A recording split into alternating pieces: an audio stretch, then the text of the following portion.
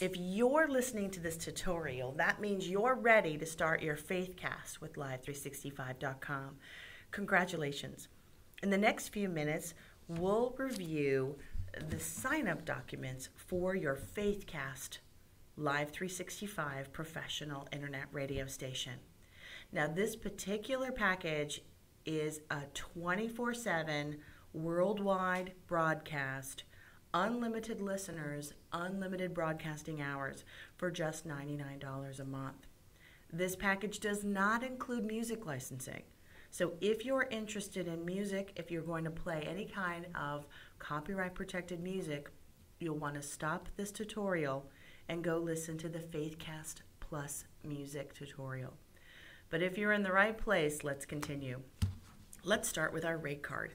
You'll see here that the subscription rates tell us that there are unlimited simultaneous listeners and a setup fee of just $99, which is $100 off the usual setup fee for our station.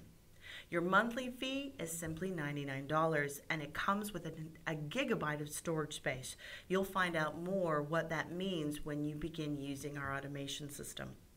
Let's move on to the simple 5 setup process.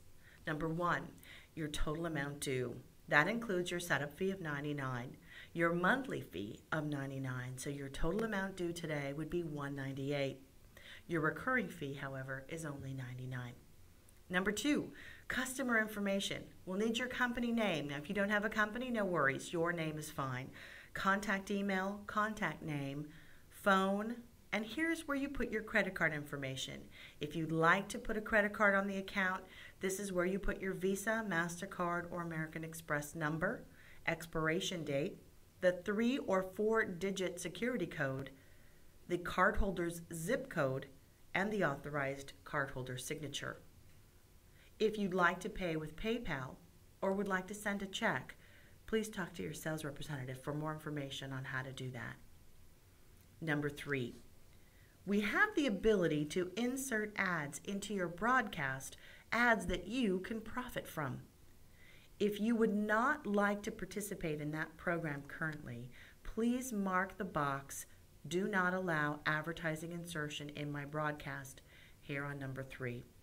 Don't worry, if you change your mind, you can always ask for the ads and profit from them later. Number 4, submit 3 usernames. Now, a username is not your station name, although it can be the same. The username is really how we distinguish you within the Live365 system.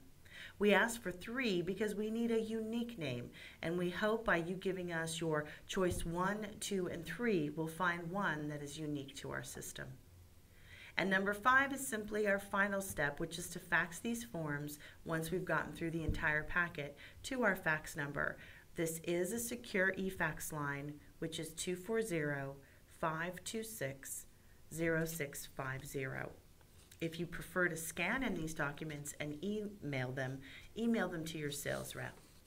Now let's move on to the Live365 Professional Broadcasting Agreement, Royalty Excluded.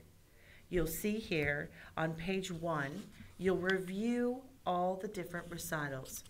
Moving on to page 2, 3, 4, page 5, landing on page 6. Once you review the information and have come to page 6, at the bottom we ask that you give your organization name or your name, your address, and on page 7, your signature, print your name and title if you have one, and date this form. Moving on to page 8 of 11, you'll see that Schedule A refers back to the professional broadcasting rate card that we reviewed initially.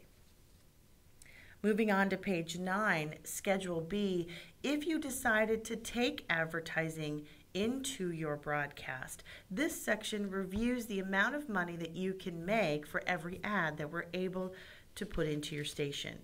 Review that here as Schedule B. In this next section, you have a choice. You'll see Schedule C, which is related to a proof of certification if you already have ASCAP, BMI, and CSAT coverage, or Schedule D if you don't plan to use copyrighted works and therefore don't need coverage. So you'll want to decide which applies to you. You only need to submit one of these forms, not both. Again, you'll only want to submit Schedule C if you have coverage and you want to prove that you have ABS coverage, or you'll want to submit Schedule D if you don't plan on putting any copyrighted works into your broadcast. So let's review Schedule C, proof of certification and licensing to use copyrighted works. If you'll see that form, we need you to identify yourself. The name of your service is simply the name of your station. Your Live 365 username, which you probably have not been assigned yet, so leave that blank. Your mailing address, telephone number, fax number if you have one, email address, and the website to which you plan on launching your station. And then finally, in Section 2, we want some authorization from a representative of your webcast, a signature, a name, a title if there is one, and a date. Again, Schedule C completes the proof of certification. Now, in addition to filling out that 2-page form, you will need to send us some proof from ASCAP, BMI, and CSAC that you indeed have coverage with them. Now, if you don't plan on putting any copyrighted works in your broadcast, you'll want to look at Schedule D, Affidavit and Statement of Non-Use of any copyrighted works and materials. You'll see there the simple form, the top of the page, Webcaster Affidavit and Statement of Non-Use of any copyrighted works. Go ahead and fill out this 2-page form. Again, you'll see name of service, which is your station name, a username, you can leave blank, mailing address, telephone, fax if you have one, email address, and website address of the station. And then on page 2, section 2, we'll need authorization from someone within your organization, signature, name, title, and date.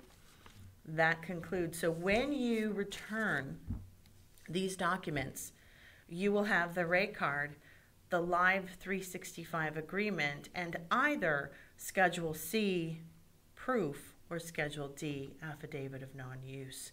And that concludes the Faithcast sign-up documentation. Thank you for listening, and we look forward to starting your station very soon.